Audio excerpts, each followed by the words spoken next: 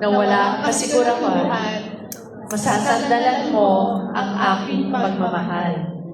Sa hirap man o ginhawa, sa sakit habang buhay, you may now purify your worth.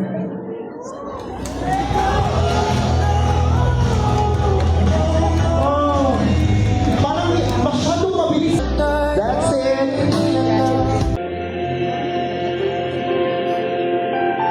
With the Ayan, sabay! couple from left to right.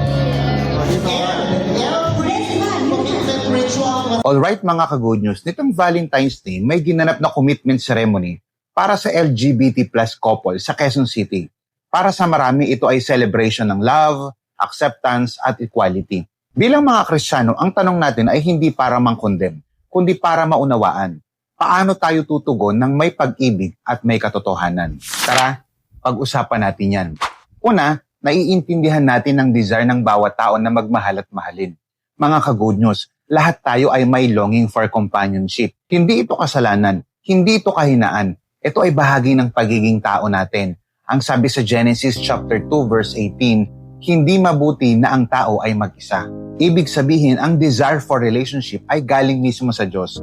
Kaya bilang mga Kristiyano, hindi natin minamaliit ang emosyon. Hindi natin binabaliwala ang sincerity ng sino man. Because every person bears the image of God. At dahil doon, karapat-dapat silang igalang at mahalin.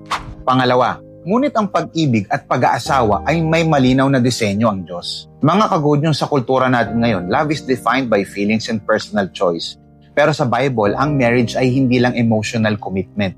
Ito ay covenant designed by God. Sabi sa Genesis chapter 2 verse 24, ang lalaki ay iiwan ng kanyang ama at ina at makikisama sa kanyang asawa. At inaffirm ito mismo ni Jesus sa Matthew chapter 19 verses 4 hanggang 6, kung saan sinabi niya na mula pa sa simula, ginawa sila ng Diyos na lalaki at babae. So biblically speaking, marriage is designed between a man and a woman. Hindi ito cultural invention, hindi ito political position. Ito ay creation foundation. So biblically, ang paniniwalang ito ay hindi galing sa galit, kundi sa conviction na ang Diyos bilang creator ay may authority na magtakda ng disenyo. Ka-good news, kung siya ang nag-design ng marriage, siya rin ang makakaalam kung paano ito mag-flourish. Pangatlo, tinatawag tayong magsalita ng truth in love. Mga ka-good news, madaling maging extreme, either harsh or condemning or silent at compromising. Pero sabi sa Ephesians chapter 4 verse 15, speak the truth in love. Hindi tayo tinawag para mang-ate. Hindi rin tayo tinawag para i-rewrite ang scripture para sumabay sa kultura. Ka-good news, ang tunay na pag-ibig ay hindi lang affirmation. Ito ay pag-akay sa katotohanan ng Diyos. At gusto kong tandaan natin whether ikaw ay straight, gay, or lesbian, o anumang bahagi ng LGBTQ, lahat tayo ay may kinakailangang isurrender kay Kristo. Lahat tayo ay nangangailangan ng grace. So mga ka-good news, sa panahon ngayon, kailangan natin ng parehong compassion at conviction. Magmahal tayo ng totoo, magsalita tayo ng malinaw, at mamuhay tayo ng ayon sa disenyo ng Diyos. Mga ka-good news, ipanalangin natin ang ating bansa at mga pamilya, at higit sa lahat, ituro natin ang mga tao kay Jesus Christ.